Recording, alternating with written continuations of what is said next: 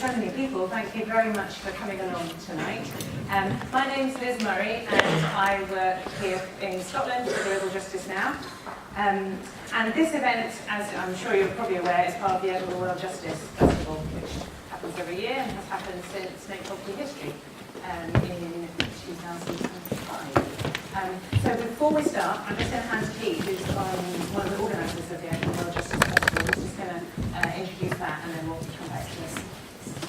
So, yes, my job is to welcome you to the Edinburgh World Justice Festival on behalf of the small organising group. Most of you will have one of these programmes, and if you haven't got one, you can get one on the way out. You'll see that we're just over halfway through the festival now. There's, I think, 7 more events after this. And it's fairly typical of what we've done every year now, except one, since 2005. And one of the things we do is try and involve lots of different organisations and campaigning groups around the city. And we try really hard to get people together who perhaps wouldn't naturally be sitting in the same room with each other at events. So that's really important. And just to say where it came from, I mean, Edinburgh in 2005 was, in July of 2005, was a pretty phenomenal place. The Poverty History March had between 200,000 and 300,000 people on it. It stretched from the meadows to the meadows all the way around the town. As the back end of the march was leaving the meadows, the front end of the march was arriving. So we basically formed a circle around Edinburgh. But that wasn't the only thing that happened. There was an anti-war march. We organised a march at Dungavel. We organised a Scrap Trident march. We organised a march at Glen Eagles, which is where the G8 were. And in the build-up to that, we organised events around the country, kind of raising consciousness of people about what this was all about. So, there was a lot going on. And then there was, as well as all the other events, on the Sunday after the first day of the G8, we had a counter summit which had 10,000 people at it. We had most of the lecture theatres in this university and the Usher Hall as well, which we filled. So there were lots of people involved. But we felt it wasn't kind of finished business, it was just the beginning of something. And quite a few of us felt that it was really important to keep on discussing and campaigning around these ideas. And that's what the festival is about. It's not a substitute for anything else, but it is a place that brings people together. And so if you want to find out more about it, or actually even better, if you wanted to get involved in it in future, then do have a chat afterwards with us, because we're always looking for people to help organise next year's event. So thank you.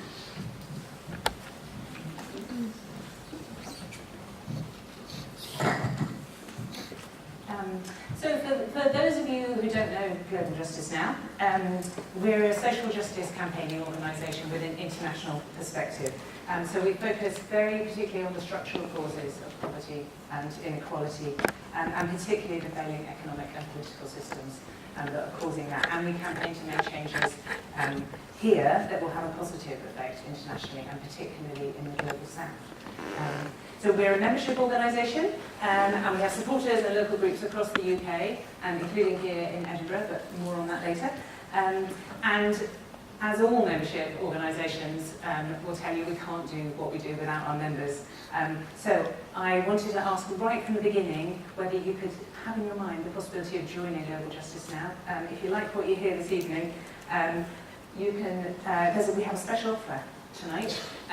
If you join with a direct debit of £5 a month, you can choose a free book, either a book called Bordered Lives, How Europe Fails Refugees and Migrants, or Naomi Klein's No Is Not Enough, about defeating the new shock politics.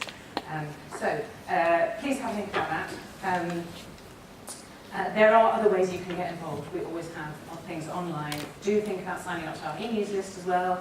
If you didn't already, tick the box when you signed up for the event. So thanks again very much for coming. There's a couple of housekeeping things I probably should mention. You can see that if there's a fire alarm, it's for real, and you can see there's one fire exit there, and then 2 at the back, in the middle rather. So that's our ways out. I believe the nearest loos are out the door downstairs, when you get to the bottom of the stairs, look to the left and diagonally left, and you'll see the loose. That's all for housekeeping. So migration is in the news all the time. We're hearing about it the whole time, related to Brexit. But as far as we're concerned, it's massively misrepresented and has become almost like something toxic, and particularly when we see it in the tabloid papers. So we've been working to challenge the myth that there is somehow a migration crisis or a crisis of migrants, because of course what's not being shown in the media is the story behind that, which is the reasons why people move, and that's to do with economics and politics. And so we want to look behind those headlines and look at issues like economic inequality, poverty, climate change, and war as the reasons why people move. And of course, added to that are some of the failing policies of Fortress Europe and here in the UK, the hostile environment. So not only will we look at the causes tonight, but we're also going to look at some of the ways that we can challenge it, and particularly our campaign to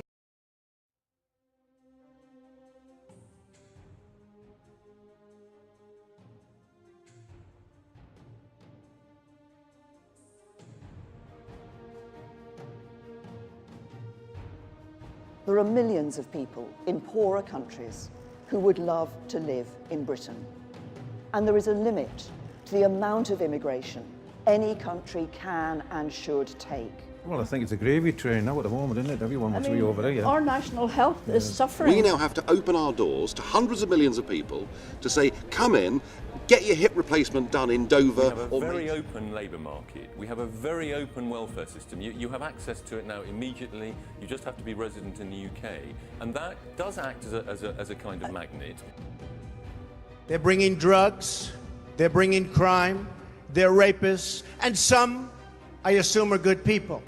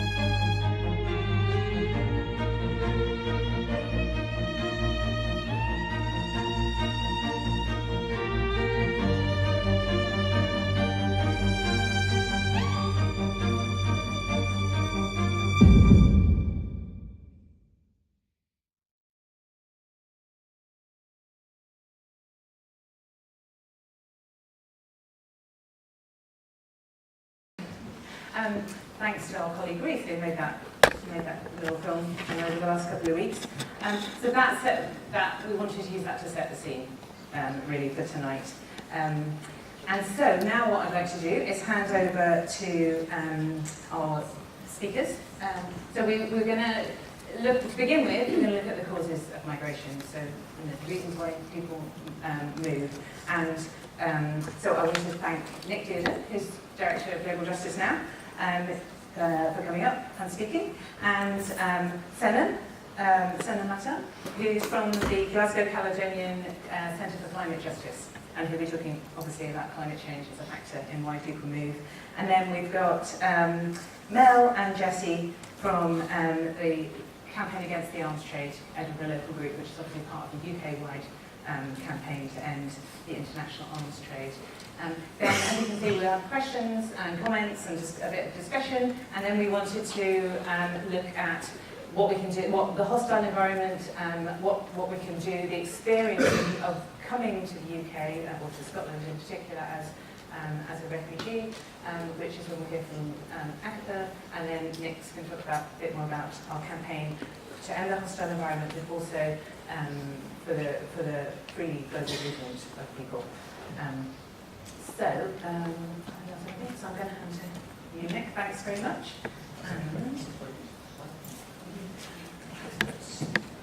Great.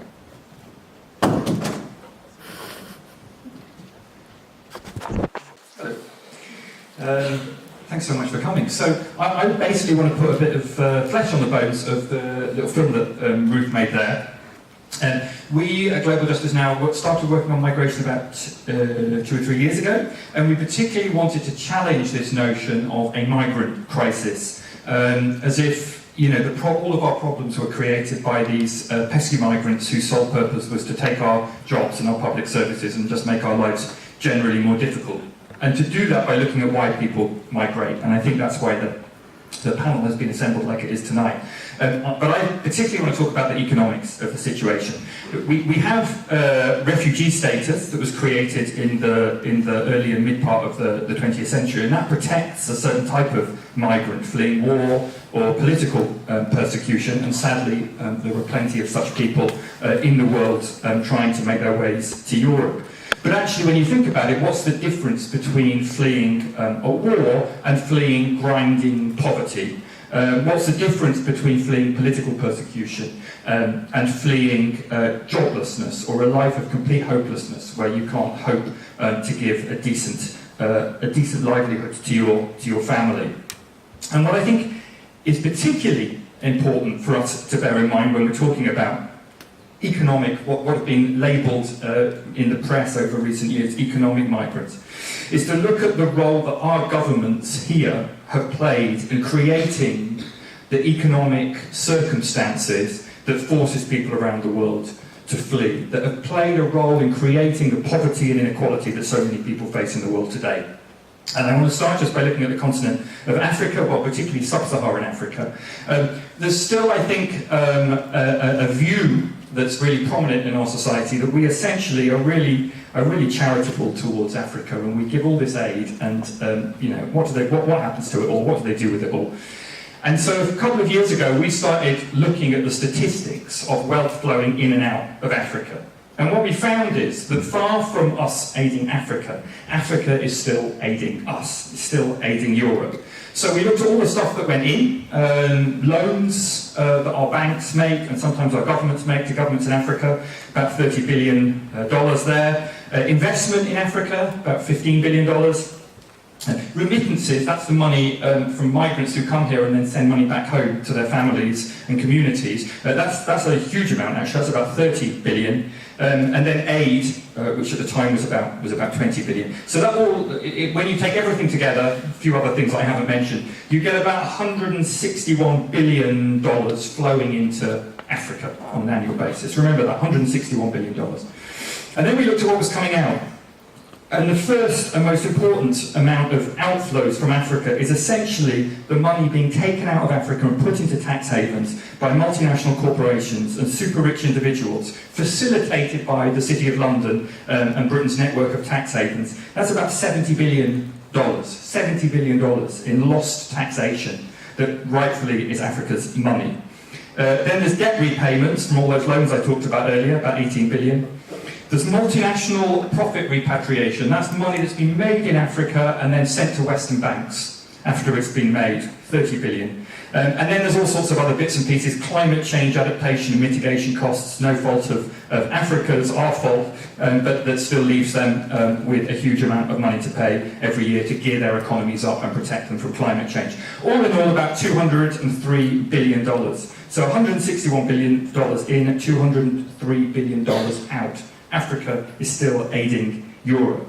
And it's aiding Europe via the vehicles that the City of London in particular plays a massive role in creating. I've already talked about the tax havens, the trade deals, the multinational corporations who increasingly are allowed to go where they want and do what they want with no regulation or taxation necessary. Vehicles for draining wealth from the rest of the planet. Now, this has been going on for hundreds of years. So the total amount of money that we've taken from Africa, and indeed from the global south in general, is absolutely vast. If you talk to a British government minister today, they're likely to tell you about all the wonders of free trade and how wonderful, in the 19th century, how our imperial free trade was wonderful for all these countries around the world who benefited. Well, of course, if you go back 250 years, what was the most valuable commodity that we were trading under this free trade system?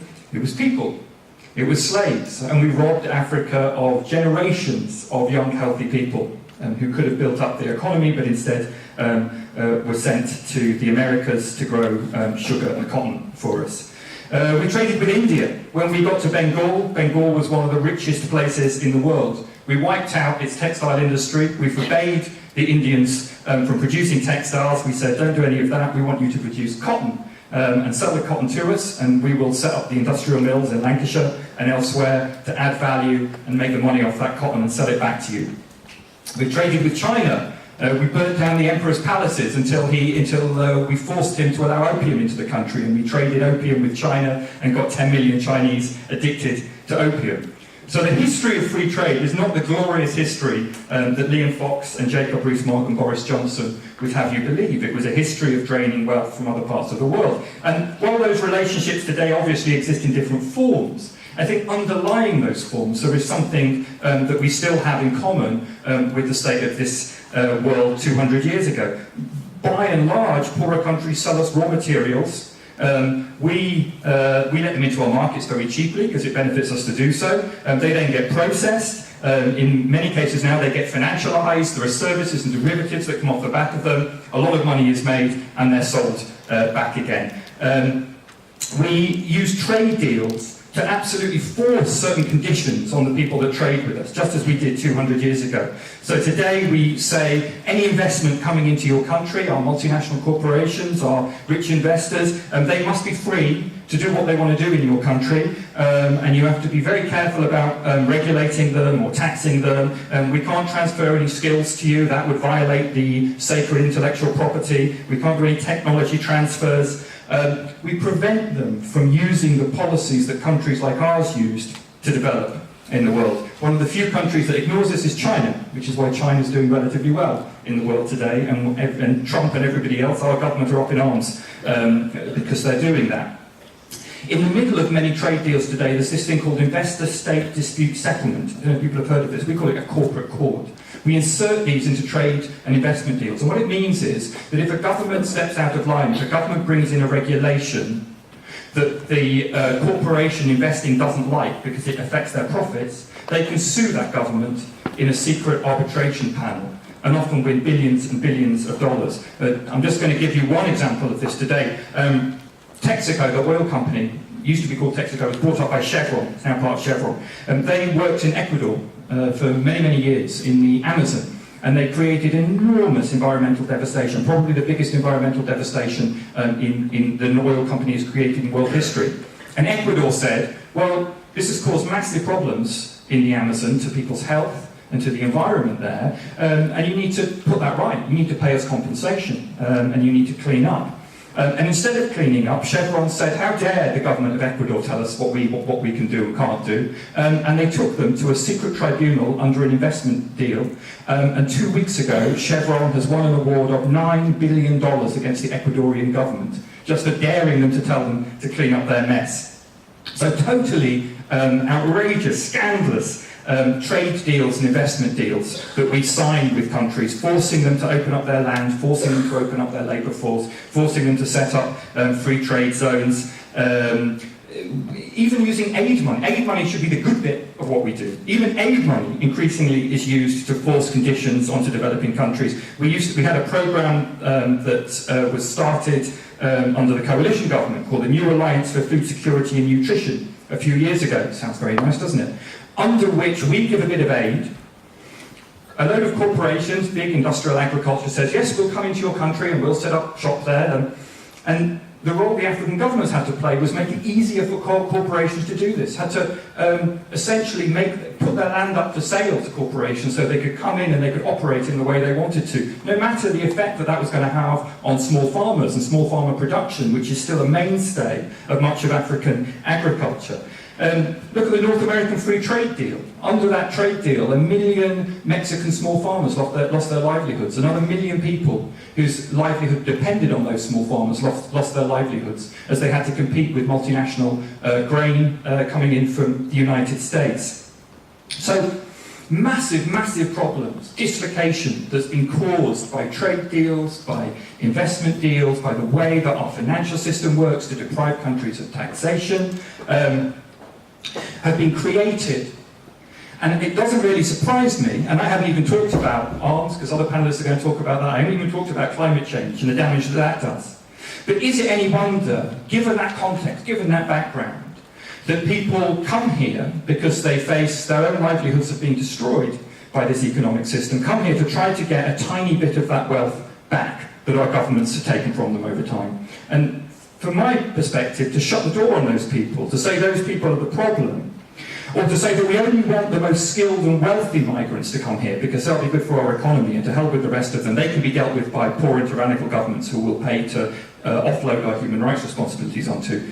That's a really unacceptable, it's an unacceptable way to deal with the situation we're presented with. The problem for me is not a migrant crisis, it's not a migration crisis, it's a crisis created by an economy that's been driven by the governments of Britain and other Western countries over many years now.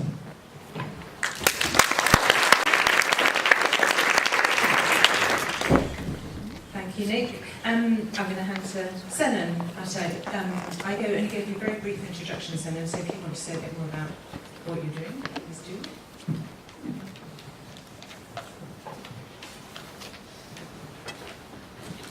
Hello everyone. My name is Senan Mata. I'm a researcher at GCU Centre for Climate Justice. I'm one of 2 researchers who look at climate migration in my centre.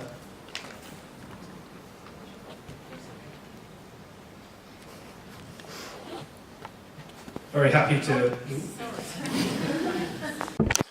be with here to share some of the work we've been doing in a forum such as this. It's a very rare occurrence.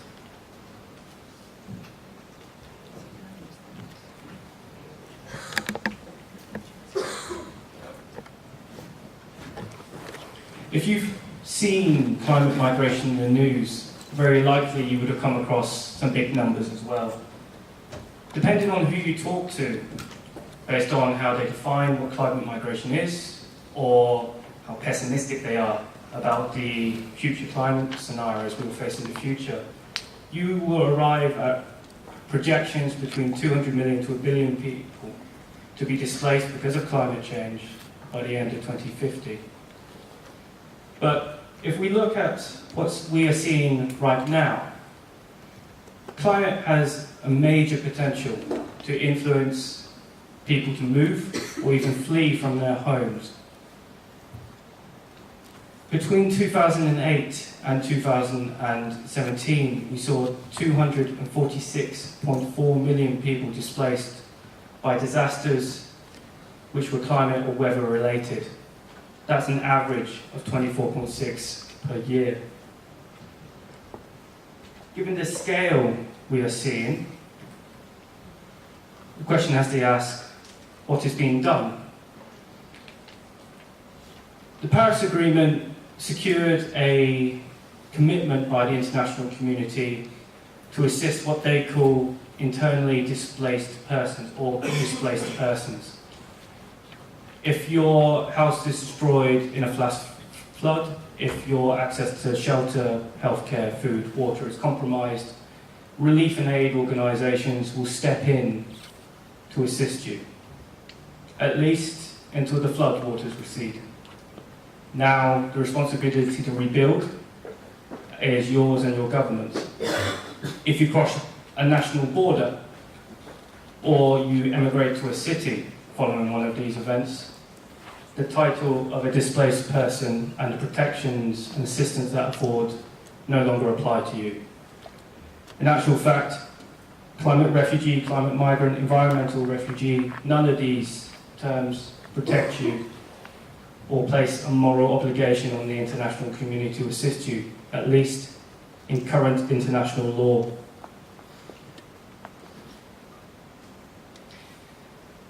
There are many reasons for this.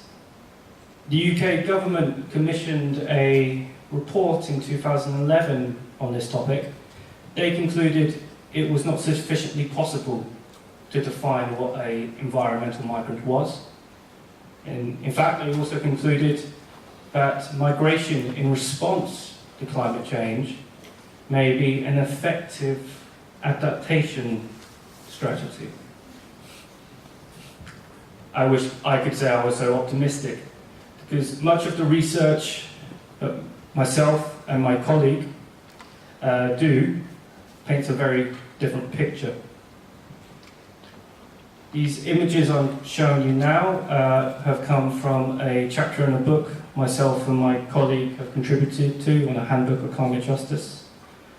These are the communities my colleague Udi visited in Nigeria, following the aftermath of a sea surge, destroying a school and towns. He talked to the people who were affected, how it's affected their daily lives. As you can imagine, it was devastating. A sea surge cannot be stopped. It obliterated some of the most vulnerable community in Africa today. He also travelled inland to talk to people following this devastation, what they did and why they moved, and what impact this had on them. This individual is a typical example of someone who has emigrated further inland after a sea surge.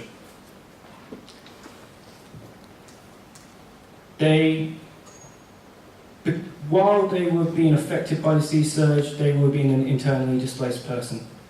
Because they emigrated, that title, which had limited protections to begin with, no longer applies to them.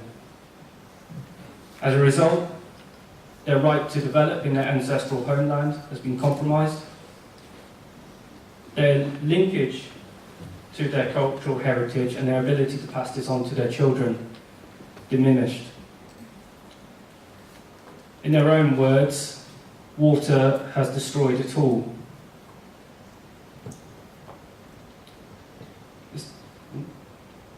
This next example I give is from my own research in urban Zambia, Lusaka City, where I talk to and have interviewed people who have moved from rural areas into the cities because they were unable to sustain their livelihoods in their rural communities, owing to a mixture of environmental conditions, floods, droughts, erratic weather patterns. They and economic conditions, which in an economy which is heavily reliant on agriculture, environmental conditions and economic conditions go hand in hand. And what they often do when they move to the city is they move into areas what they call informal settlements, but what we would call slums. These are areas which are overcrowded, environmentally hazardous, and ignored by their government, who blame them for their poverty and their situation. Yet many are not there by choice. They moved there because they were unable to sustain their livelihood in a rural area. Reasons they say they cannot sustain in their rural areas: some, they blame climate. Others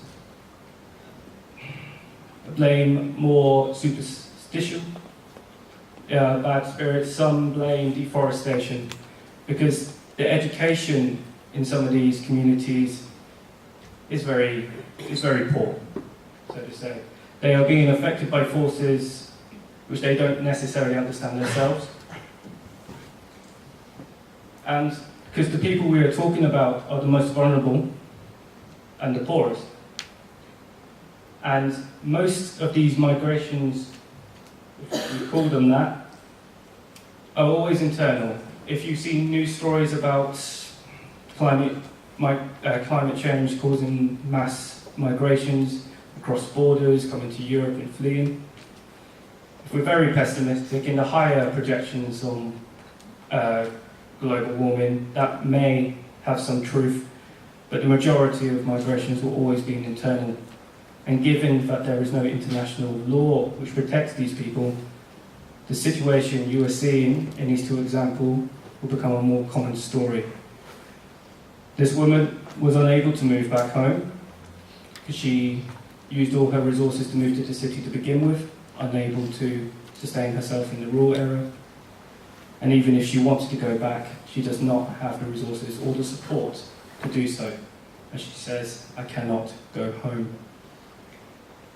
As I said, and this story is becoming more common as those who are least responsible for climate change are facing the double injustice of losing their home and then having to find another in a city which does not welcome them and is not prepared for them. I hope you found this lecture.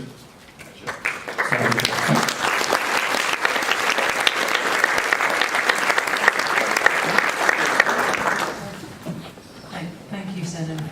So we've heard about the economic injustice in the world, the rules of the global economy that are working against, for some people, for a small number of people, and against a very large number of people, and then add to that climate change and people being forced to move and having no choice. Now we add to that the war and the international arms trade as yet another reason why people move.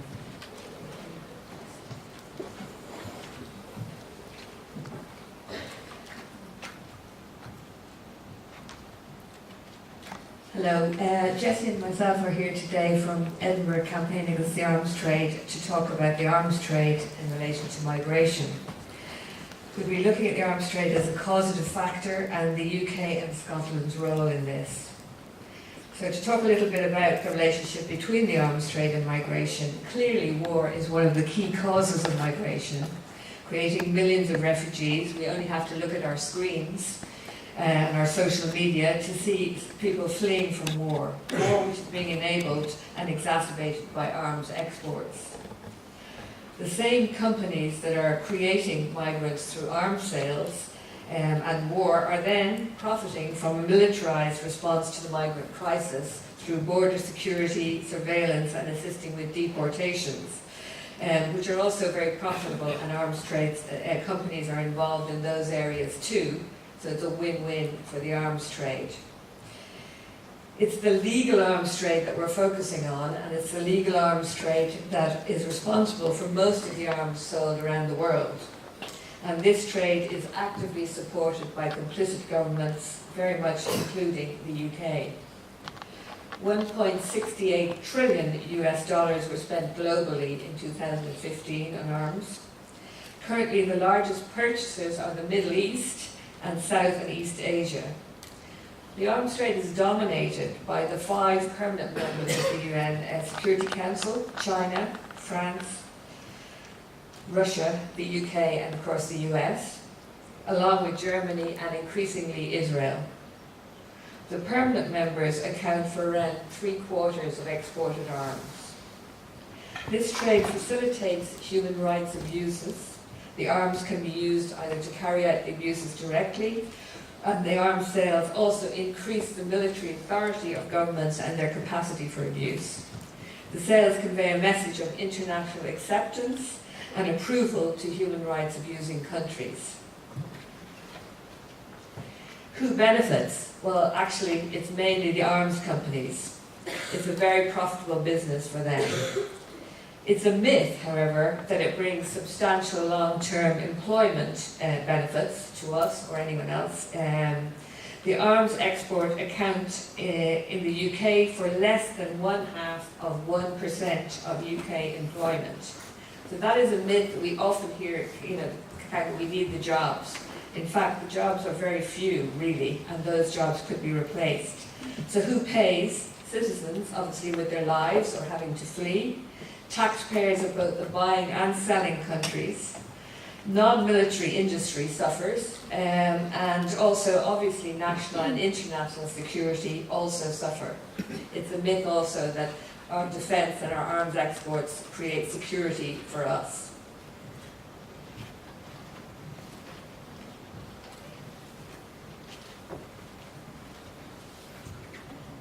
So, currently, the UK in 2018 is the 7th biggest arms exporter in the world and spends the most on defence among European countries. 49% of all sales exported from the UK are to Saudi Arabia. The UK has licensed over 4.6 billion worth of arms to Saudi Arabia since 2015 and extended significant military and logistic support, which is then used in the bombing campaign in Yemen. The UK has increased sales to Saudi Arabia by 500% since 2015. As the conflict in Yemen continues, UK-based arms producers continue to profit. Other cases of the use of UK arms in conflict zones, not just Saudi, Yemen, which are causing migration, are the Israeli military in the attacks on Gaza, obviously internal migration as they can't leave, Libyan forces against rebels in 2011, the Egyptian police versus pro-democracy protesters in 2010, in Bahrain in the brutal clampdown on pro-democracy protesters in 2011. Arms companies get special status from governments, special status. Particularly, the UK government loves to give arms companies special status.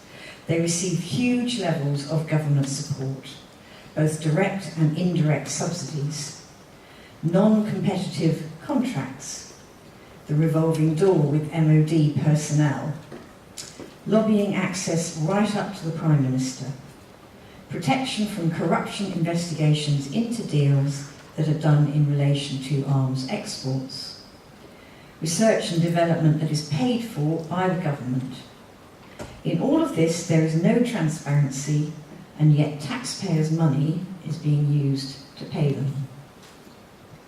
The UK is home to several of the world's largest arms and military service companies, and the UK is subsidising industries that pay taxes elsewhere, for example, in the US. These companies include BAE, Rolls-Royce, Babcock International, and therefore the profits go back there as well. They don't even come to the UK. The UK government doesn't just approve the sales of arms to unstable and despotic governments.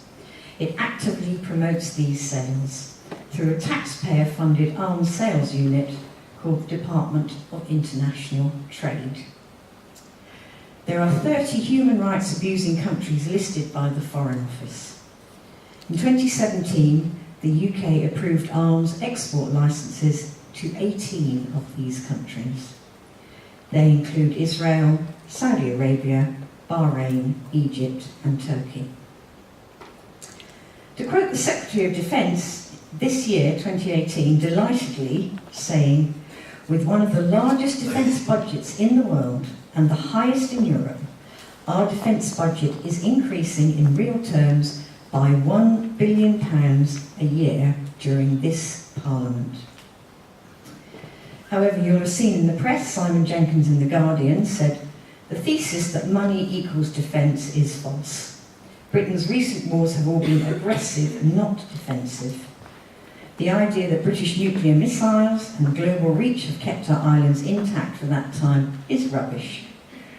The current UK government is blowing £31 billion on 4 new Trident submarines with little support even from generals.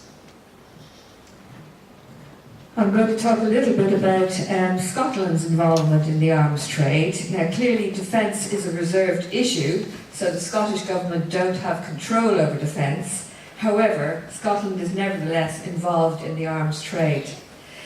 That includes several arms companies that are operating here, including a company that made smart bombs that have been traced to having been made in Fife and that have ended up being used against Yemeni civilians.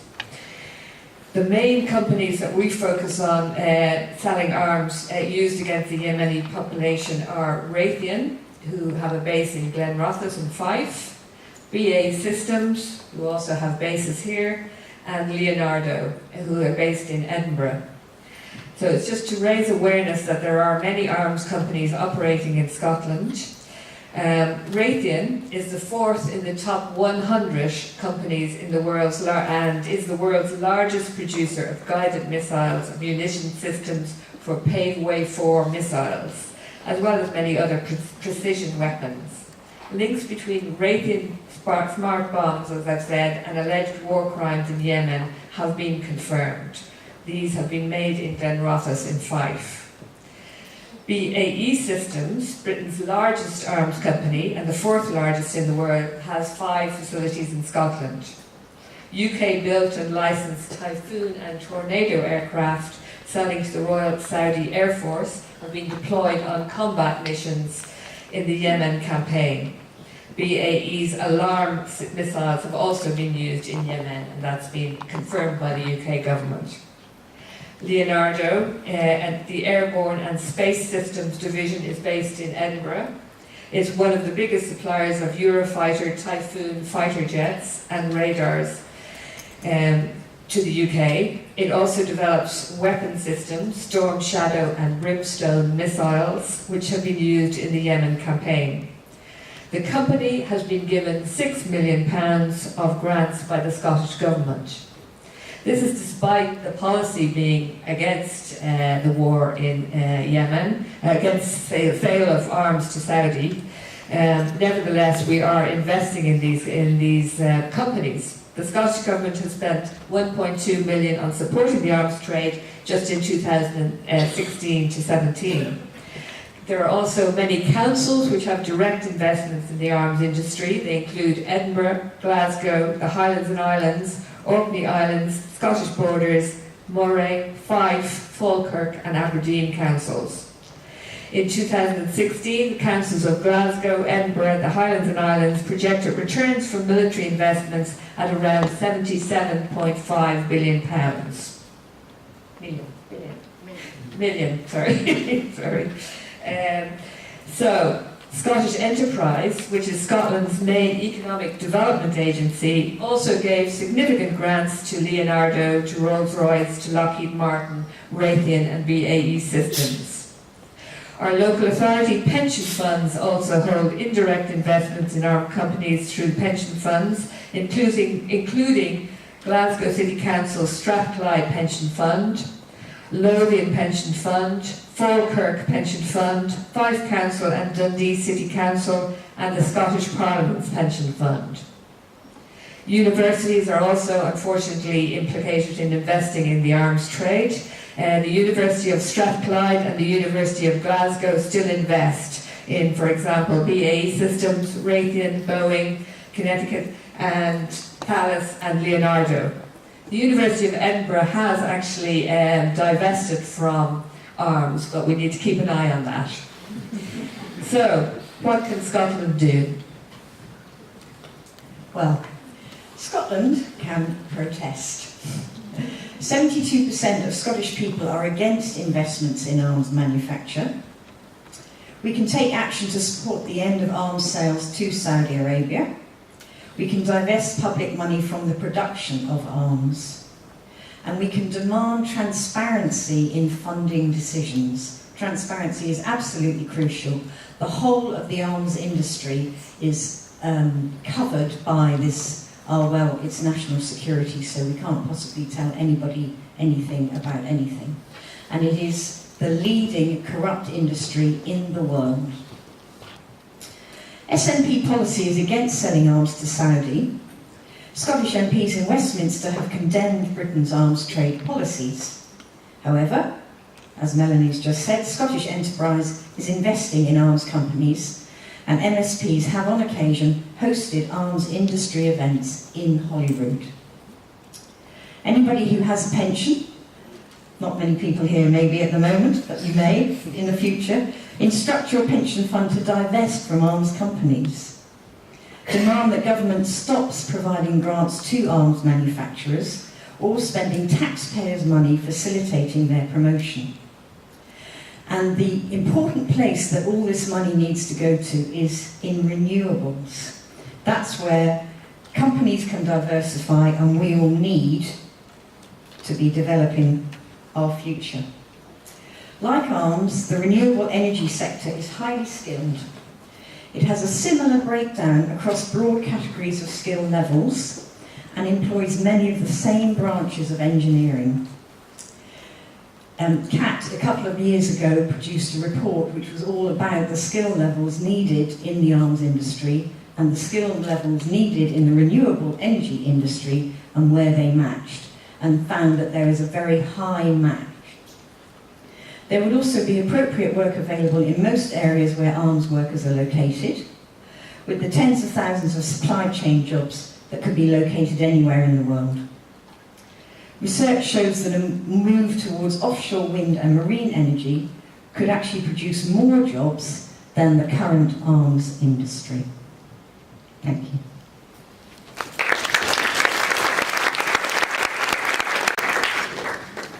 Thank you. So, I'm sorry, we never said this was going to be very uplifting. But we do at least live in a part of the UK where things are better than they could be if we lived down south. But and of course, if the media was in any way felt any way a sense of responsibility, it would tell more of these stories that you've heard this evening so far. And if the UK government was in any way humane, it would take a long, hard look at its own policies and how its actions are really part of the reason why people are forced to move. But of course, instead, we get one-dimensional media coverage that blames migrants and a government that is making policies such as its hostile environment to make it as hard as possible for people to come to the UK and to stay here. So thank you very much to you guys for speaking in our first half. We wanted to hand over to you now for any comments or thoughts or questions. So you know, not here. Because we've got fantastically got such a big audience, please be aware of not speaking for too long so that we can get in as much as possible. So if you want to stick your hand up, and Jane has this microphone here which you'll pass around.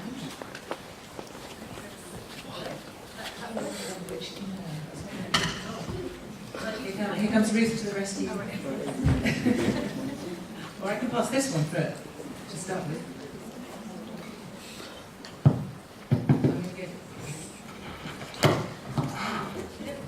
I'll go with this one. Hi, my name is Ellen, and I'm a master's student in Nationalism Studies at the University of Edinburgh. Thank you so much for all the thought-provoking and slightly depressing talks, but still necessary, I think. I just have a quick question about discourse. You mentioned the role of discourse in governments, and it seems that most governments and states are kind of torn between using crisis as a way of extending their sovereignty. So you see that in France with the state of emergency that happened. And so they extend their sovereignty and they use a legitimate form of authority and power. On the other hand, you also have the use of the discourse of crisis to emphasize a state of victimhood. And I'm wondering, which, you could say, well, it creates a sense of vulnerability and fragility. And I was wondering how you could explain this inconsistency and why there is a constant ambivalence and change between these two.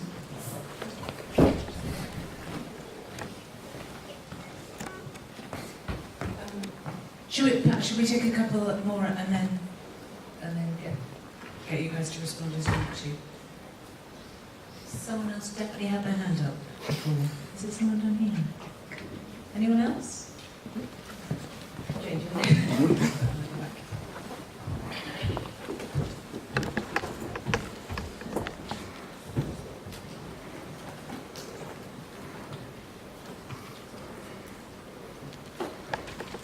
Hi, my name is Angus. I'm a first year history student at Edinburgh.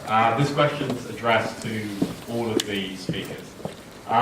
What particularly do you intend to do, or do you intend to influence the government into doing to alleviate the problems that you've been talking about tonight? Thank you. Should we take one more and then? So I'd like to try and alternate male-female if possible. So really it's a woman's turn if there is one. But I will definitely come to you. I definitely will come to you. That's cool.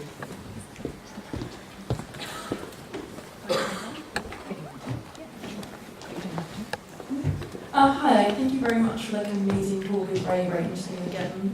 Reiterating the fact that we need to talk about. I'm a first year, my name's Anna, I'm a second year, sorry. Feels like first year. Italian politics student. In an environment that is considerably more hostile and the fact that the media constantly seems to forget this issue, how do we go about spreading the word, the fact that there is not necessarily, well, you discussed a lot about the migrant crisis, but how do we create a more positive view and also try to engage more people, because the media, as we've seen over the last few years, talks about one thing and then 24 hours kind of forgets, and the rest of the population, or the majority, seem to forget that actually the problem hasn't been solved and it continues to grow.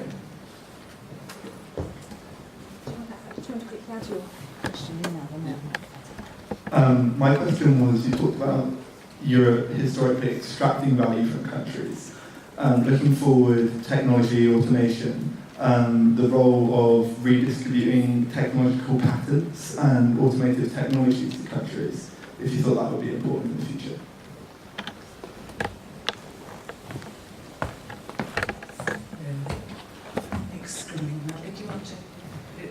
Would you like to go first, or anybody else want to?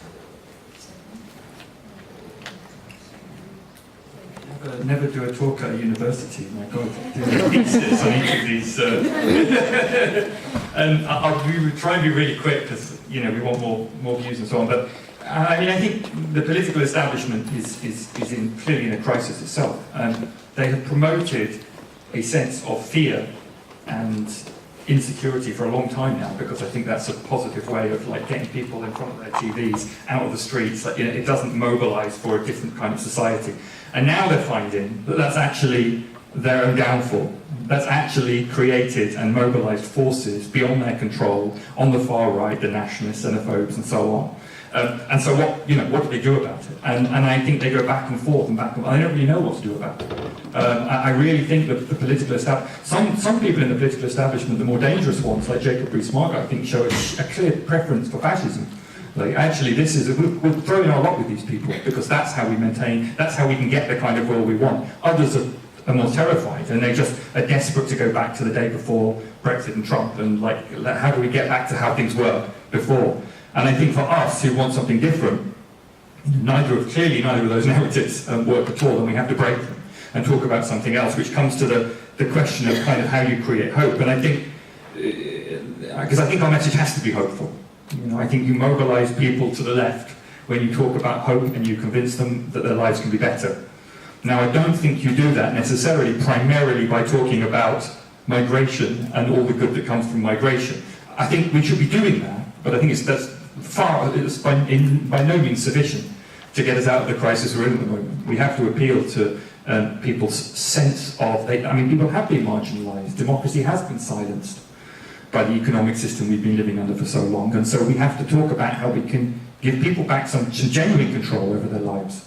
Taking things out of the market, not pushing them into the market. There are great experiments going on all over the country with energy democracy and water, various ways of taking over public services and running them outside the market in a more democratic way.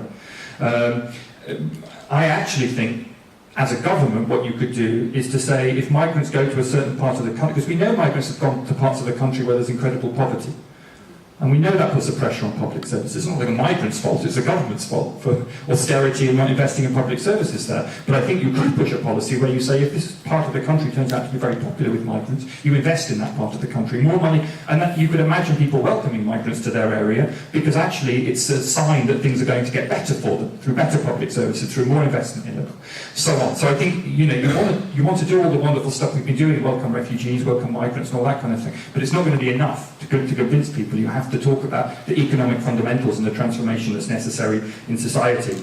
And so we're doing two things. And I'm going to talk about it later, so I won't dwell on it now. But one, challenging the hostile environment, and we thought we were going to get nowhere on that, and then the Windrush scandal emerged, and it was all of a sudden, wow, actually, if you frame it in the right way, lots of people don't like treating people like this. It's how you frame it, and so we're now like trying to work on that and think how you can extend that more generally to other parts of the hostile environment. And then I think for some people in society, you know, we need to start actually creating a very different discourse around the right to movement and the right and freedom to move and so on. And I'll talk about that at the end, so I won't say it here. Technological patents, absolutely, absolutely. We've just started working on e-commerce chapters in trade deals. So these are it sounds nice in e-com. Oh yeah, we all like the digital economy, so let's spread that around the world. Very good. But actually what this is about is simply handing monopoly power to the big Silicon Valley companies, the Facebooks, the Amazons and so on, so that they control the digital economy as it grows. And we've got to fight against that. Our Trade Secretary Liam Fox is mad on this agenda and trying to put it in post-Brexit trade deals and trying to get us out of the GDPR regulation on online activity that the European Union brought in recently. So I haven't got time to go into loads of it there, but you're absolutely right. The skill sharing and technology sharing is absolutely vital to being able to, for other countries to be able to develop it.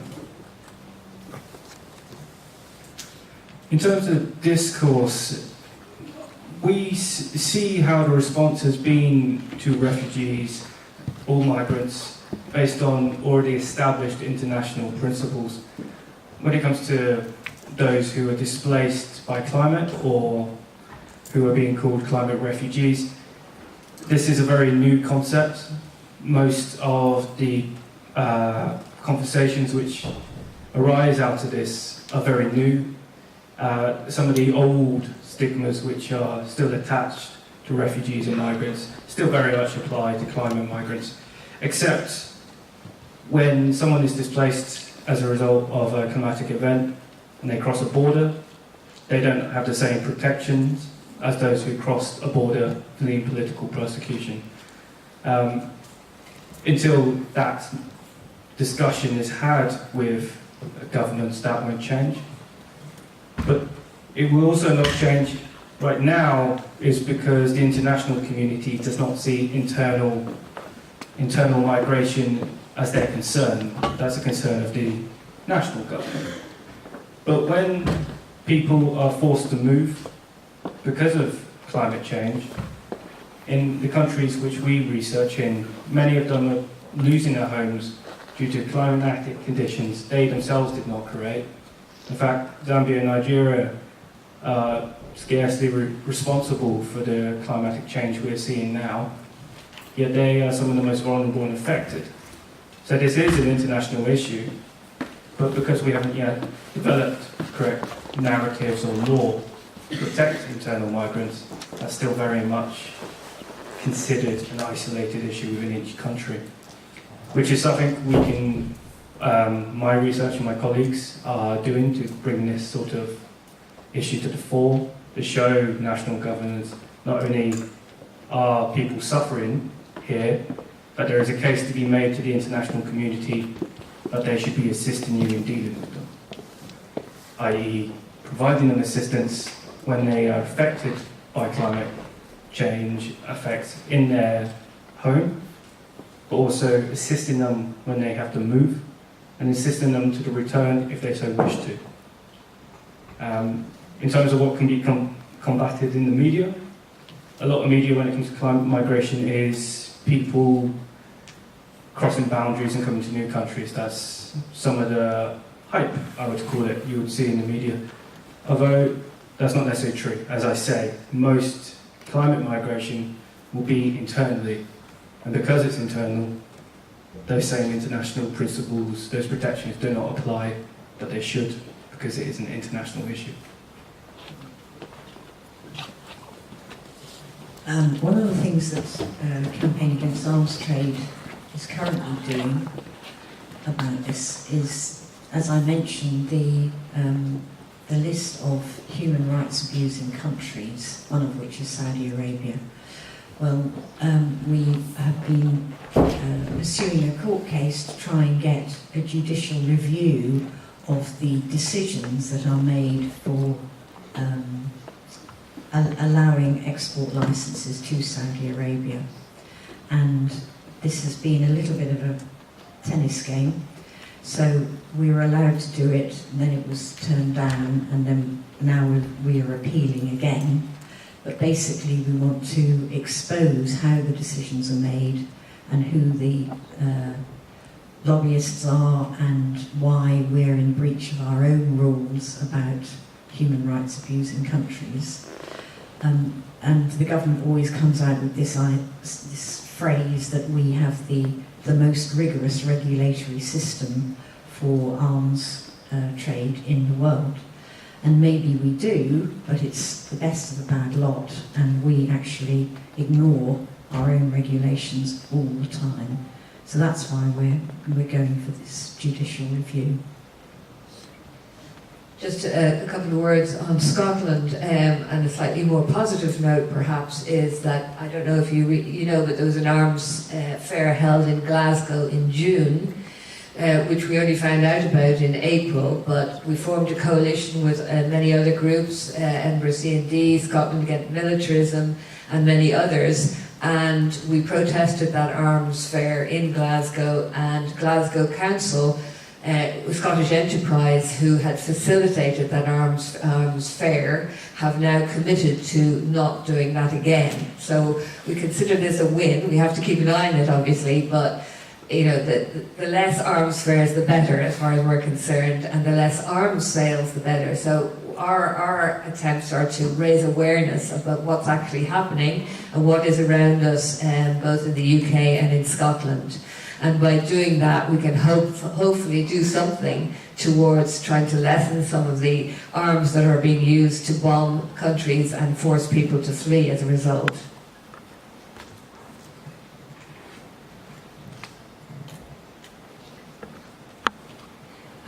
Thank you. We will have more time for comments and questions, but I wanted now to hand over to Dr. Agatha Kaikai, who's an academic, recently, or I don't know how long ago, retired from Edinburgh University, having taught at some other universities as well, and on the board of the Refugee Survival Trust, and yourself moved here as a migrant from West Africa.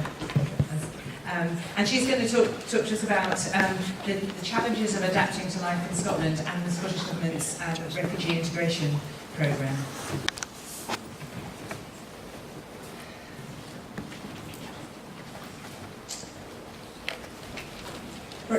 Refugee Survival Trust, and as Liz said, I'm one of the board members. And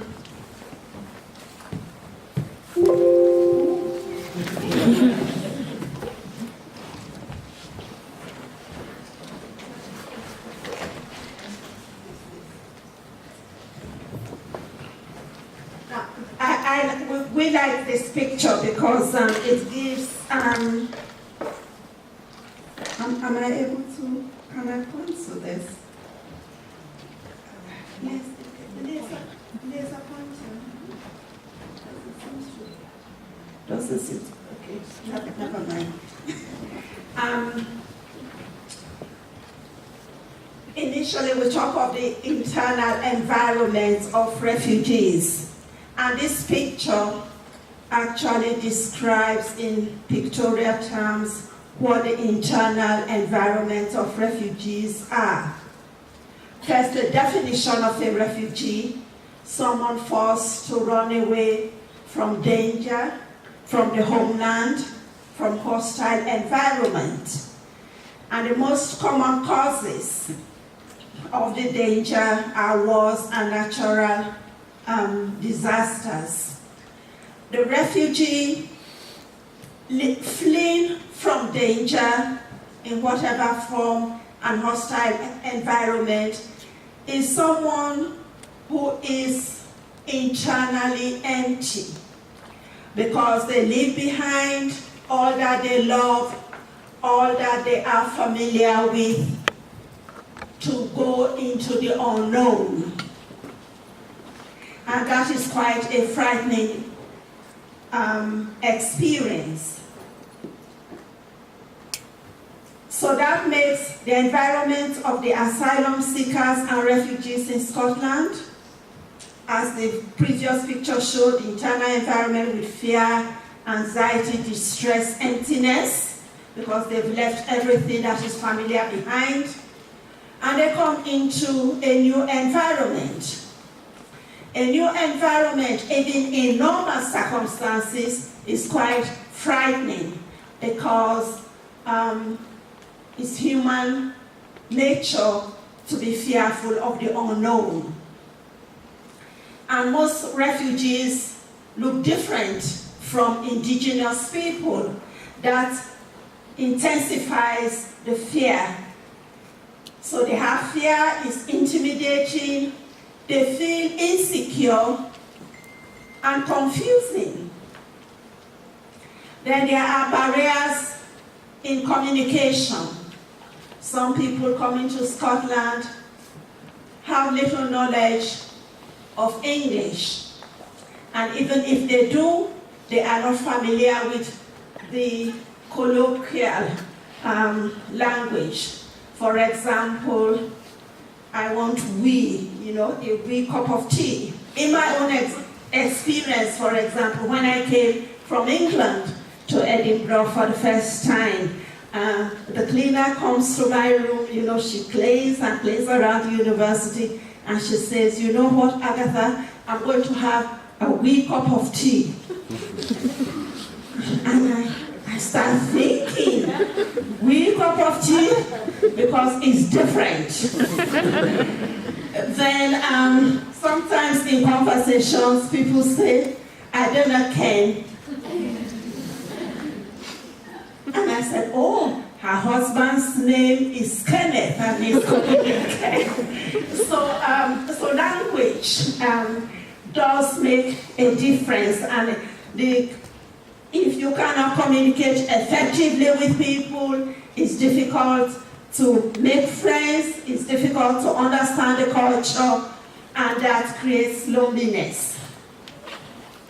Then, of course, the loneliness and all the other factors gives you the consciousness of being different. And that leads on to your lack of access of opportunities that could make you settle and use public services and make a home.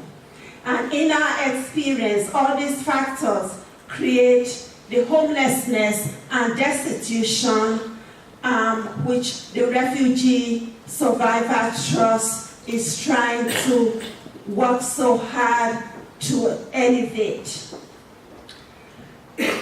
Lack of access to employment and education, healthcare and housing. All these are factors that are results of immigration rules.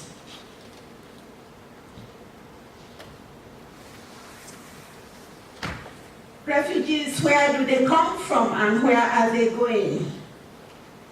As they run away from war or hostile environment or for whatever reason, the environment creates barriers, extensive barriers.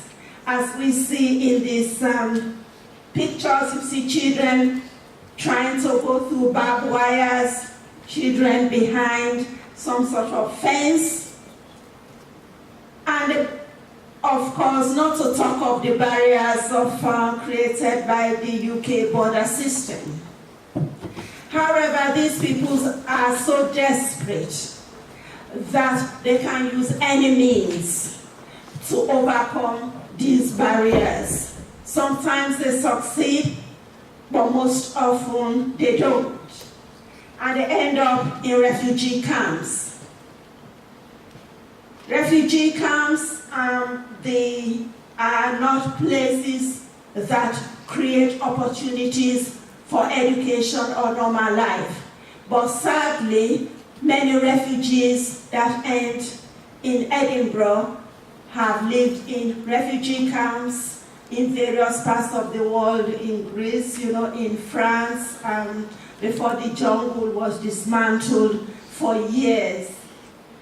And so when they do come to Scotland, they do have a relief that in fact that they have survived that condition, but it still does not make life a lot easier initially, simply because of all the regulations that forbids them from accessing proper services in the country. We only need to look at the face of these pictures, of the children in the pictures at the bottom of the slide. See how their faces look very confusing, wondering, because they just don't know where they are going or what's happening next. So refugees are the most vulnerable people on earth, and that's why they need so much protection and understanding and caring. That's where we come in. The refugees that turn up in Scotland, many of them live in Glasgow. In fact, I would say about 95%. The refugees that are in Edinburgh come under a different scheme, because they are the ones that are under the UN migration policy. So they are different. They are not at risk of destitution. But many refugees come through different sources. They don't come through any government scheme, and they find themselves in Glasgow for one reason or the other. They are homeless. They don't know anyone. They do not know how to even get to the Home Office to claim asylum. They are not aware that they cannot claim asylum in Glasgow, that they have to go to Croydon or Liverpool. So we, the Refugee Survivor Trust, our aims is to work to prevent and alleviate destitution of the refugees and the people seeking asylum in Scotland. Our work supports opportunities for refugees and asylum seekers so that they integrate into society, work to achieve their potentials, and hence be active citizens. In the course of our work, we get to study the needs of the refugees, and that gives us understanding of their needs and how policies affect them. The information we get in that studies enable us to raise awareness of the issues facing people seeking asylum and refugees. Through our knowledge, we try as much as we can to influence the development of policies so that there could be good practice put in place in dealing with refugees and people seeking asylum.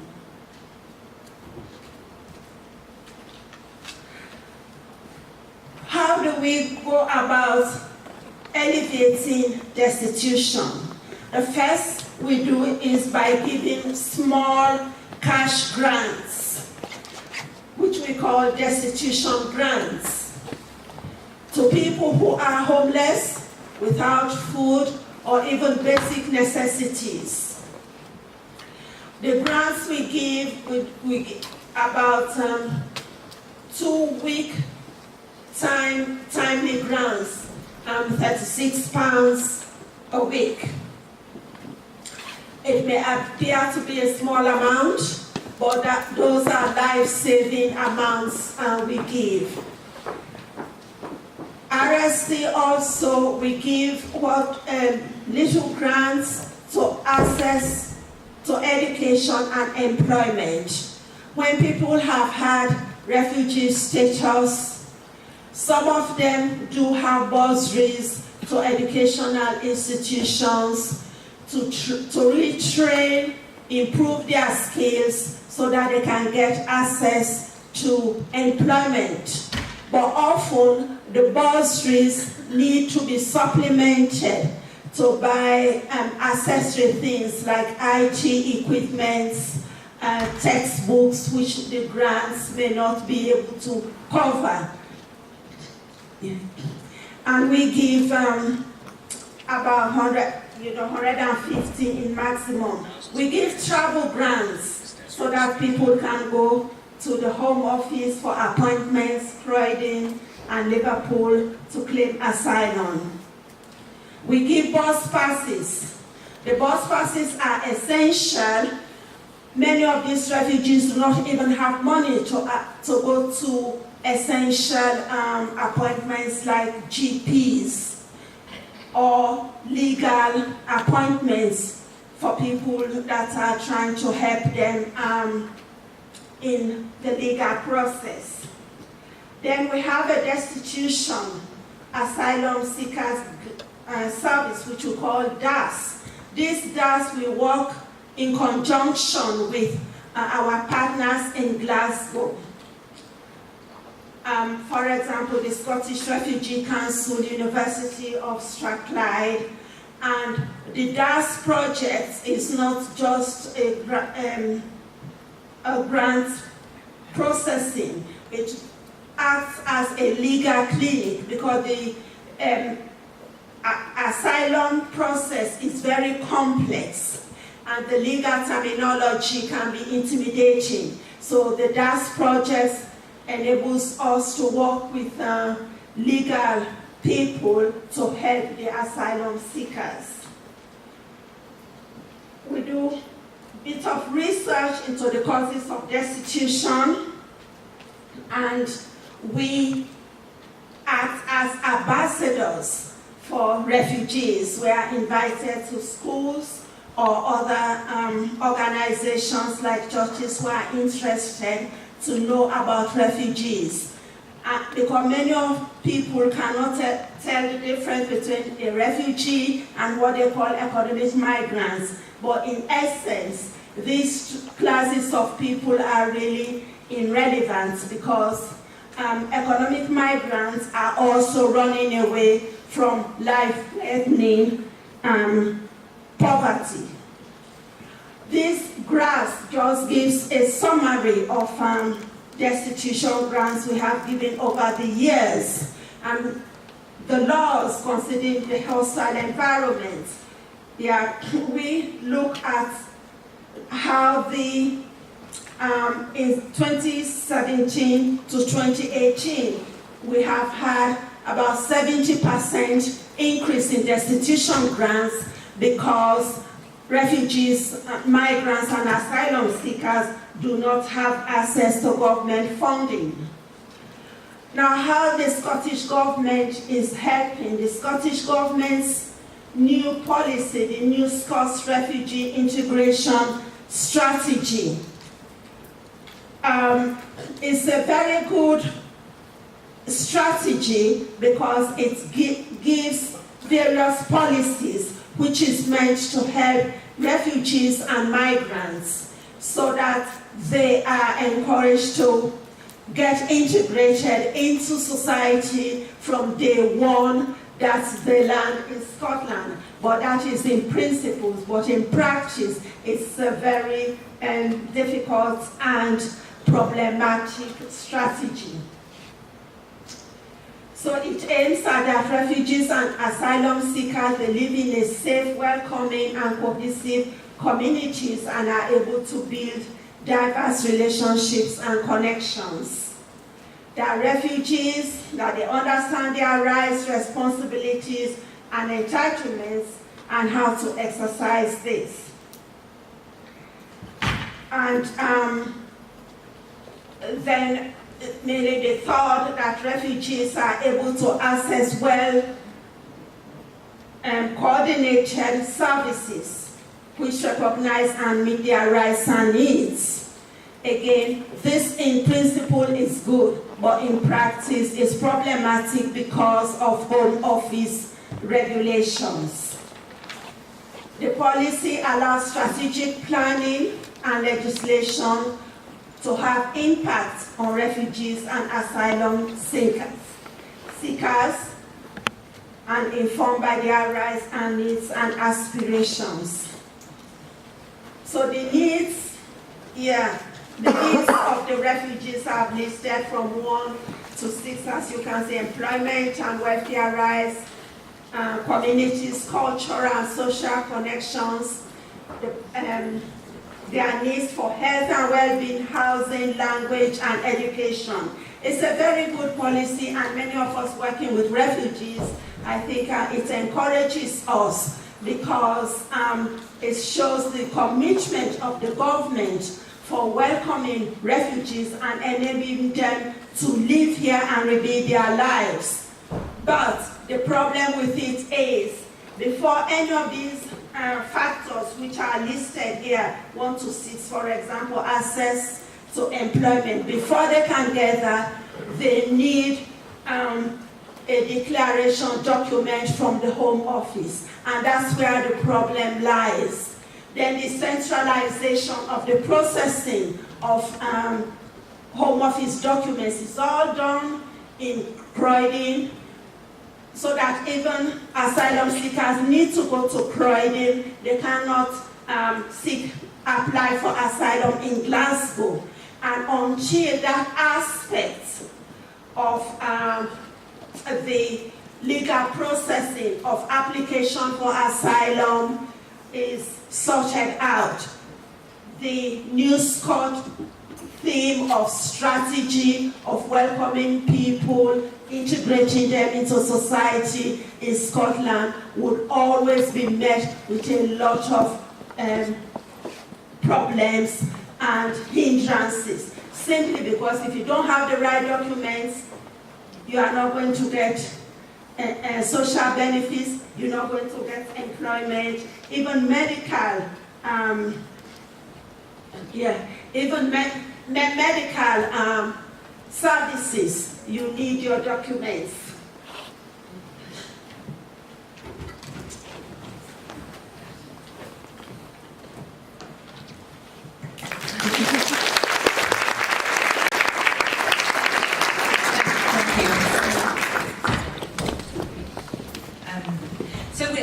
We do have a slightly different context here in Scotland. We have a government that is much more sympathetic. That the New Scots strategy despite its problems, is obviously a positive thing. And we have the Scottish government who is openly saying that migrants and refugees are welcome here. And in fact, I was at the SNP conference today, and there was a motion. The Scottish government would very much like immigration policy to be devolved to Scotland. Of course, it's not yet, but there was a motion about that at the conference that had unanimous support. That doesn't make it happen yet, but it kind of reinforces the push from the SNP to try and get that devolved, and it makes complete sense for that to be devolved up here. It would probably help solve, or potentially could help solve, quite a few of the issues that Agatha was talking about. So there are some positives in this, and I hope Nick, especially now, is going to talk about some of the things that we can do together to challenge the hostile environment and to challenge this idea of the whole idea of borders, really, and people not being able to move. So I'm going to hand back to Nick, and then we will have some time at the end for more comments and questions. Okay, so yeah, hopefully we can be a bit more practical with what we want to do, and a little bit more hopeful too. So a lot of people think, well, in the days of neoliberalism, the financial economy, borders have got less. And it's true that borders have got less for money, for capital, and for the super rich. But actually, borders have got much harsher over the last 30 years for ordinary people. Much harder and much more brutal. So you see that around Europe. You see that with the people who are trying to reach Europe and dying in the Mediterranean Sea, or being kept in atrocious conditions in camps in southern Europe, until recently in Calais. You see it here in the UK in the way we lock up irregular migrants, often in indefinite attention, in blatant violation of human rights law. You see it in Theresa May's hostile environment, which is all essentially about turning everybody into a little immigration officer. So landlords can be imprisoned for renting to irregular migrants, nurses, teachers, bank clerks, driving instructors, you name. There's a special crime of driving while you're an irregular migrant. That in itself is a crime. They've just made that up. And even some MPs, and we're running a campaign at the moment to stop MPs shopping irregular migrants to the Home Office when they come to get advice in their MP surgery. We're saying MP surgery should be a safe space where people feel secure asking for advice. So there's more details on that outside. That's the bit of the hostile environment we're tackling at the moment.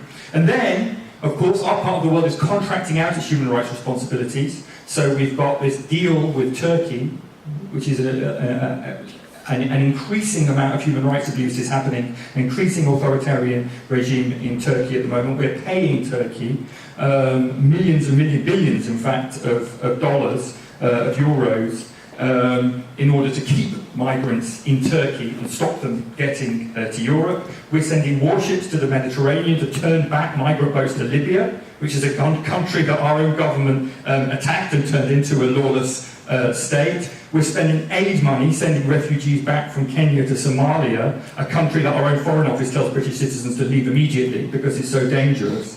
So these are part and parcel of the way that borders have become harsher. And Trump's wall with Mexico is talked about a lot, but actually it's just one very small aspect of something that's been happening for a long time and is happening here as much as the United States. Now, I think people have always moved, and those in control of society have often tried to stop them moving because that's an element of how they control societies. Those with wealth have protected their wealth by finding ways to control the movement of the poor. Back in the Middle Ages, many people weren't allowed to travel around this country. They were stopped from doing so by their feudal overlords. If you worked in Edinburgh, you weren't just allowed to go and get a job in Glasgow. You had to have special permissions, special permits, and that was a way of the rulers of our society at the time controlling people, controlling what they could do and maintaining their own wealth. And I think borders emerged as a very similar system of control. In fact, outside Europe, borders were mostly just drawn on maps by European politicians in the 19th century. And today we're forcing people to stay within those maps that were drawn by previous generations along the lines of colonialism, refusing to allow people to escape from the world that our empire has created. So what I think we should be doing is creating a strong ethical, political case for free movement, because I don't believe you can have rights for some and not rights for others, especially when the people that you are removing from those rights are the people who most need them in the world. It just can't be right that we can basically go wherever we want in the world, but most of the world's population cannot. Within the European Union, we have a system of free movement of people. I think that's a huge step forward. I don't in any way believe that detracts from the harsh, scandalously brutal borders around Europe. But nonetheless, within Europe, I think the system of free movement is a good one. Why? Because it's based on rights. Because it's based on the right of the migrant to work and move and study and love and live where they want to. And that's a massive difference from any managed migration system, because in any managed migration system, by and large, your employer has the right, or your university has the right, to control what you can do. It says when you can come here, and it says when you will leave. And if you form a union and you start complaining about your rights and wages, you're most likely to be forced to leave. So it's almost a system set up. Managed migration is a system set up to undercut some workers. And that's why I think a lot of neoliberals don't really care about migration, but they don't want it to be regularised migration, because that means everybody has the right to fight together for a better deal, for better working rights, better conditions, better living rights. And no other system does that. So I think we should defend the system of European free movement, but we should extend it. And we're writing a report in the coming months, which is all about making economic and political case for extending free movement to people around the world. This is a very long struggle. There are much easier campaigns you can get involved in than this one. This is going to take a very long time. But we have to start somewhere. Just as our grandparents, great-grandparents, great-great-grandparents started working against the slave trade at a time when it must have been completely normal to everybody in society, and of course you're never going to end that. That's just how things are. Or campaigning for ordinary people to have the vote, campaigning for women to have the vote, campaigning against apartheid in South Africa. All of these things just seemed quite normal at the time, but people had to start somewhere. And I think we should start now in making a case for a world without the kind of borders that keep people in one place and prevent them getting their hands on the wealth that's been stolen from them. So, and I think that has to be something which can't just come from people like me who live in London, because that absolutely reinforces the narrative around migration. It must be something that comes from communities. And that's why we're working with others. We work with Hope Not Hate, and we're working with others to do political education around the country to make it easier for people to have conversations out on their high streets, in their places of study, in their places of work. And I really urge you to get involved in this. Now, of course, and it's really important to say this, freedom of movement doesn't mean movement is compulsory. Freedom of movement must also mean freedom not to move. I'm not a free marketeer, in case you were wondering. Free marketeers believe just go where the wealth is, go where the jobs are. We don't believe that. We don't believe people should have to leave. Nobody should have to move away from the place that they know and that they love and that they like with their family and all the rest of it. We have to change the policies that force people to move. No question about that, and we've heard a lot about how we can do that tonight. But I also think by allowing free movement, it brings us into contact with the impact of those policies directly. It isn't enough just to say, well, people shouldn't be forced to move, but they are forced to move at this time. And until they're not forced to move anymore, they should be allowed to. And frankly, what's the alternative? Harder borders don't stop immigration. We can see that. People are desperate, and they will take the most desperate actions imaginable to get a better life for themselves and their family, as would some of us if we were in the same situation. All the harder borders do is make some people illegal, and that does mean undercutting workers and so on in this country, and it means more people will die. And that's an absolute scandal that thousands and thousands and thousands of people have died trying to reach the richest place on earth over the last 10 years. So I think we've got to make the case and show solidarity for those who are moving. And of course some people will say, well, this is all very well, but we're in such a mess here in our own country. How can we be expected to worry about everything else going on in the world and everybody else's problems? Well, it is true we're in a mess here, we're in a hell of a mess, but pulling up the drawbridge and keeping people out is not going to make that mess any better. It's a completely unethical way to deal with people, but also I think that such policies begin to erode the soul of the body politic. A good foreign and domestic policy must go together. You can't have one without the other. You can't build a fairer society here on the backs of oppression and exploitation around the world. You can't have socialism in one country. A lot of what we've heard tonight is depressing, there's no doubt about it, but at the same time, I've never known in my life a time when we are also winning so many things. And that may sound odd, but a few years ago we started a campaign on TTIP, the US-EU trade deal. At the beginning of that campaign 5 years ago, we never thought we would defeat that corporate deal that would have made things so much worse in our own society. We did, we defeated it after 3 years of campaigning and struggle. For most of my life there's been this idea that there is no alternative to the current economic model. That has now crumbled. It is very clear there is an alternative, and there must be an alternative. But of course, we're not winning on every issue. I think, we're in an extremely strange time where things are hugely scary. I was looking at the first round of the Brazilian election this morning, thinking, oh my God, this guy's even worse than Trump. How can this be? How can things keep getting worse in this way? It is very scary, and you have every right to be worried. But I also think it is a hugely exciting time. I've never known in my lifetime a time of such opportunity to create a society and an economy which is more fair, more equal, more peaceful, and more democratic. I would not choose to start from here, but here we are, and we have no choice in it. So I think let's grab the opportunity, let's try to change things. We have to try to change things, we have to try to make things better, and we have every opportunity to do that if we work together.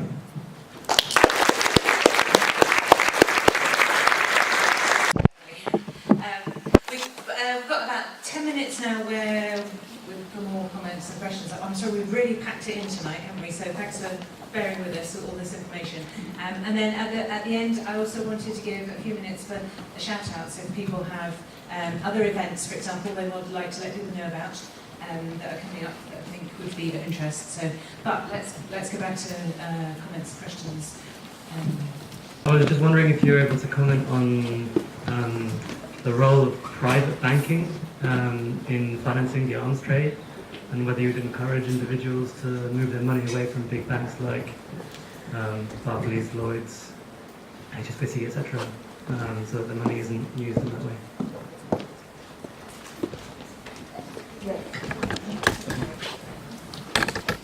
Yes, that's a very good point, and there are some excellent campaigns going on in relation to just that.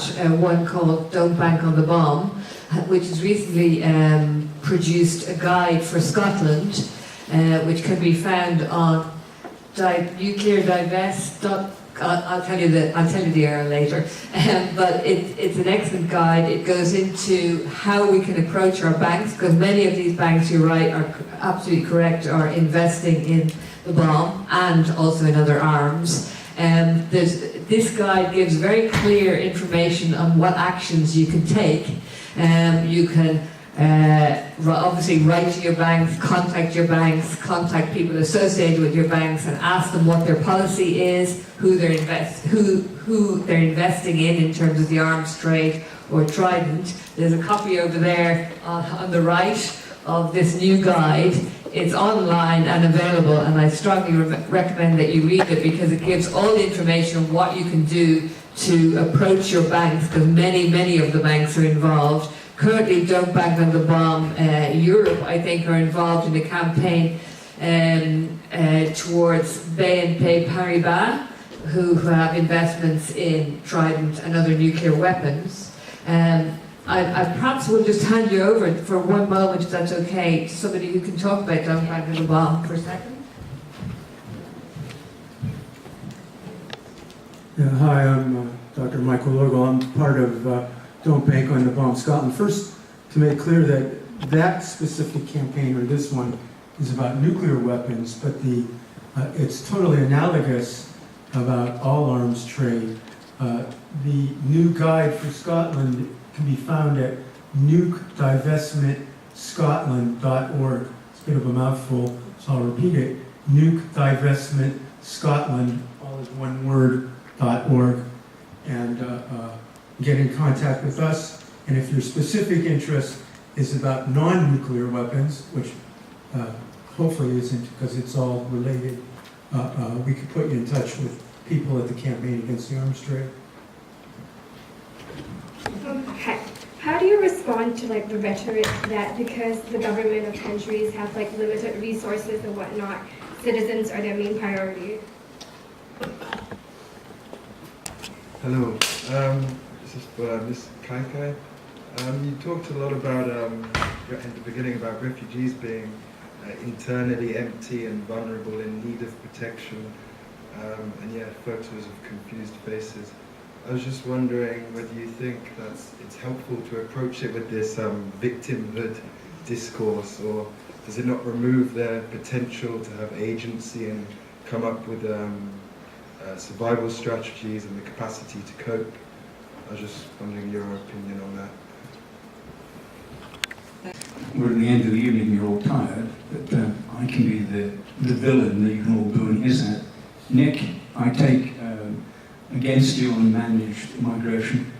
My experience is in Syria, but my big experience is in Croatia, putting 1,400 people on a train and getting them to leave Croatia, because it's past the parcel.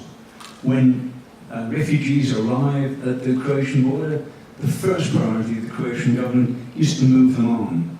The idea that the refugees should have agency to choose where they want to go, I have no problem with that.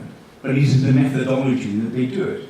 Particularly when they go to Macedonia, they're often attacked, the children are separated from their parents, and they are trafficked. It is a grotesque mess, it's disorganized. I was there when Hungary closed its border.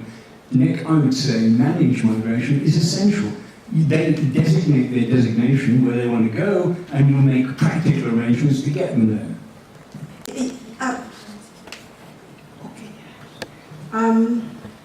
That is what, when the refugees, I said they were empty simply because of all the experiences that they have gone through.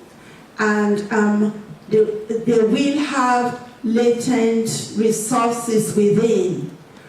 But until they are in an environment wherein they feel secure, cared for, accepted, so that the traumas of their experiences can be healed, they will not be able to revive that internal source of, internal source of strength and whatever capability that is within them. That's why a friendly, welcoming environment is so essential.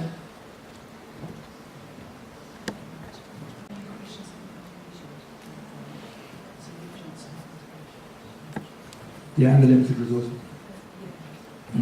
So I think there's 2 points on limited resources. I mean, one is that migrants, by and large, create far more wealth in a country than they take out of it.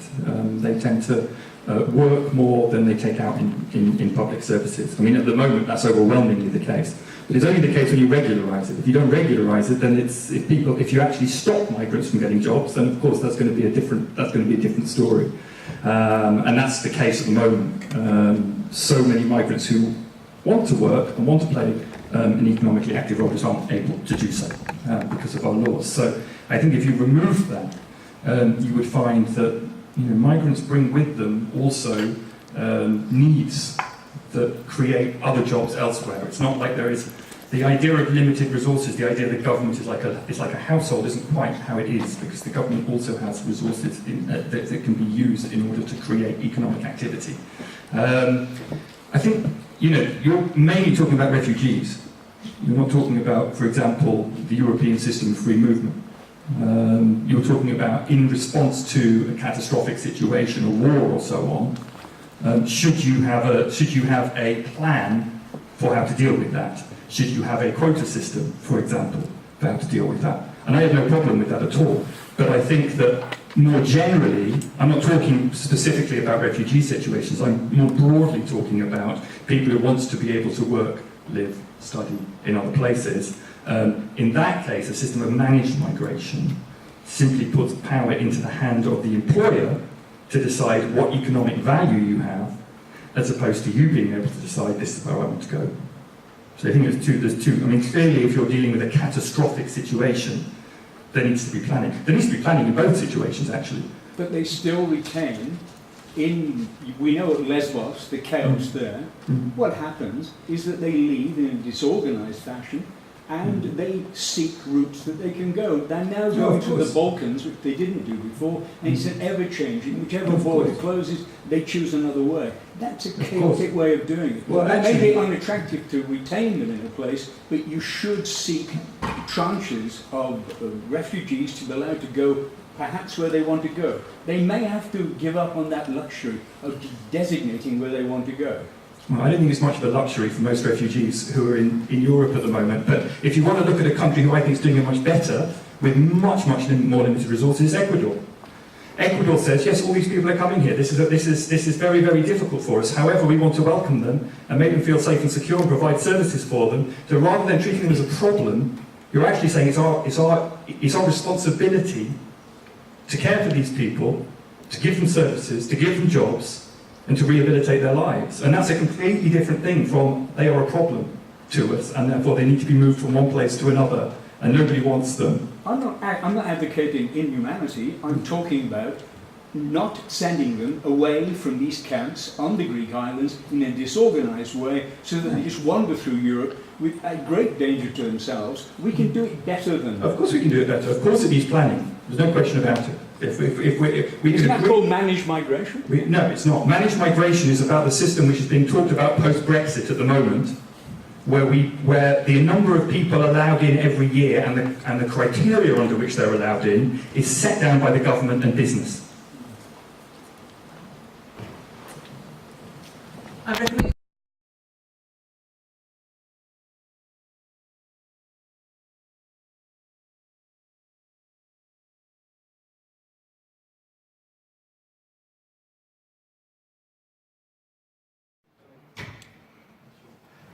I would mirror what was said then, is making sure that when we are engaging with people on the street, is we're making the case that helping others is not going to be detrimental of yourself or your society. Most part of at my university, we also do a thing where we go to pubs and we talk about our research and our theses, and that's a way we try and engage with people. A lot of the time, I get it where I talk about climate change, and I go, climate change, that's a hoax, what do you want about?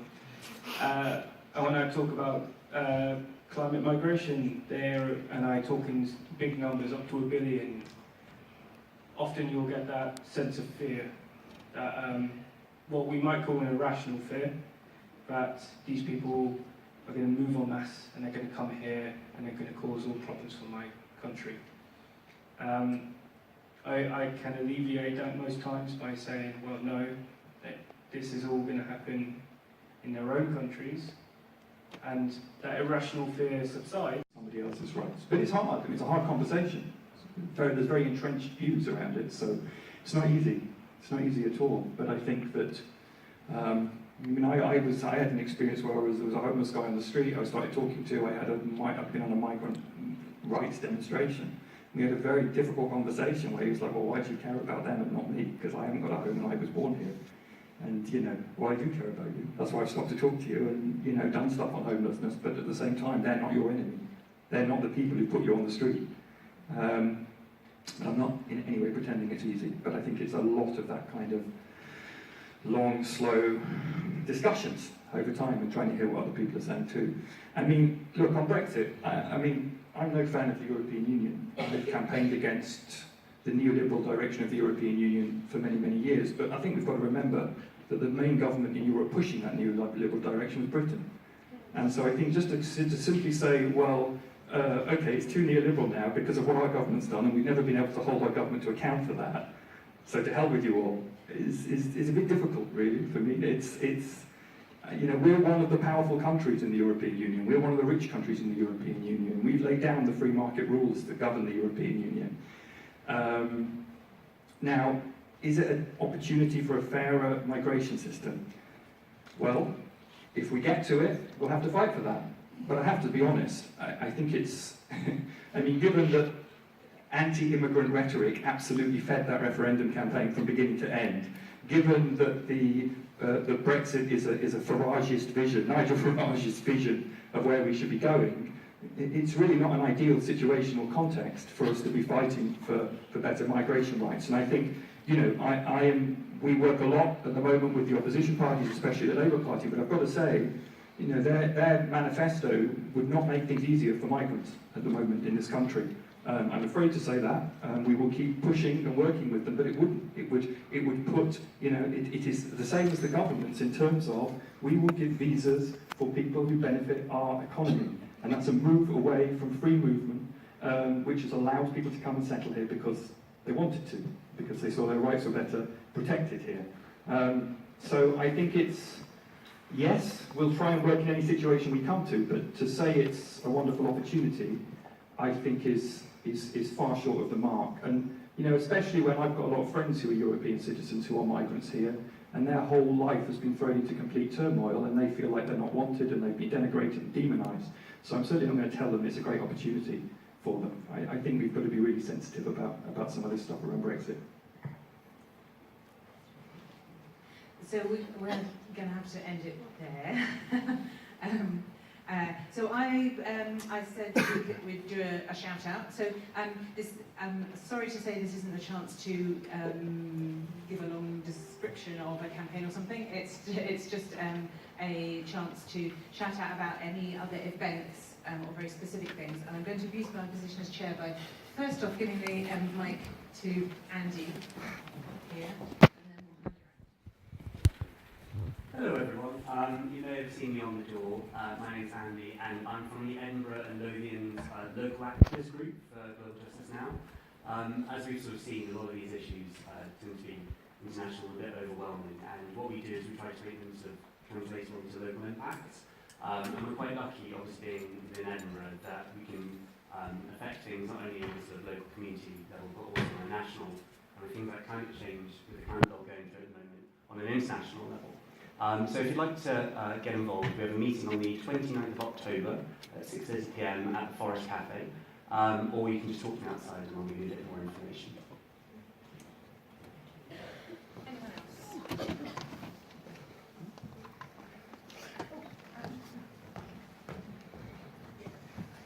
For the survivor, the Refugee Survivor Trust, RST, there are leaflets out on the table which describes our organization well and what our mission is and how you can get involved, either as a member, a volunteer, because most of our money we get from fundraising, and we depend upon active fundraising volunteers. And our website, the address of our website as well. I'm just going to say the same goes for campaigning against the arms trade, but I wanted to hand back